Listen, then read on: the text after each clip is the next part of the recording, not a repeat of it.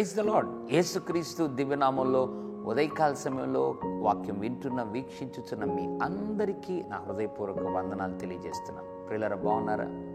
ఉదయకాల సమయంలో మీలో చాలామంది ఏమైపోతానో అన్నటువంటి దిగులు, దుఃఖం, సమస్యలను బట్టి, వేదనను బట్టి, పిల్లల ప్రవర్తనను బట్టి, భర్త ప్రవర్తన బట్టి, భార్య ప్రవర్తనను బట్టి రకరకాలుగా బాధ, దిగులు, ఆందోళన, దుఃఖంతో ఉన్నారా? యేసు ప్రభువు గురించి ఒక అద్భుతమైన ప్రవచనం దావీదు రాస్తాడు.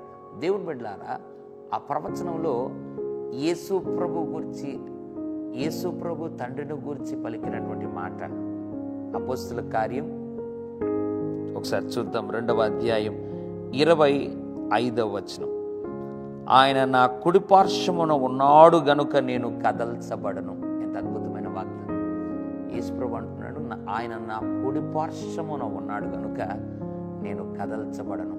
ఎస్, యేసు ప్రభువుకి తండ్రి తోడుగా ఉన్నట్లు నీకు కూడా యేసయ్య తోడుగా ఉన్నాడు. తండ్రి అయిన దేవుడు తోడుగా ఉన్నాడు. కుడి పార్శ్వమున ఉన్నాడు కాబట్టి నువ్వు కదల్చబడను.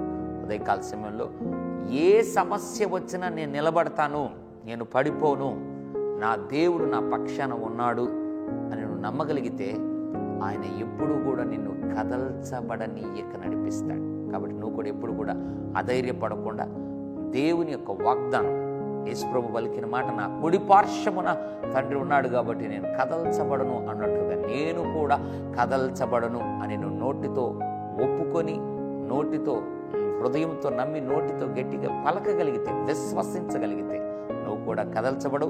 దేవుని కార్యాలు నీ జీవితంలో చూస్తావు. పరిశుద్ధుల తండ్రి, నీకు వందనాలు.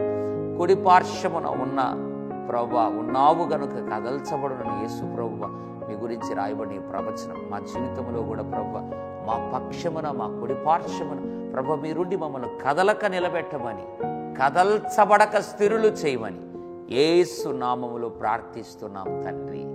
Amen, amen. God bless you.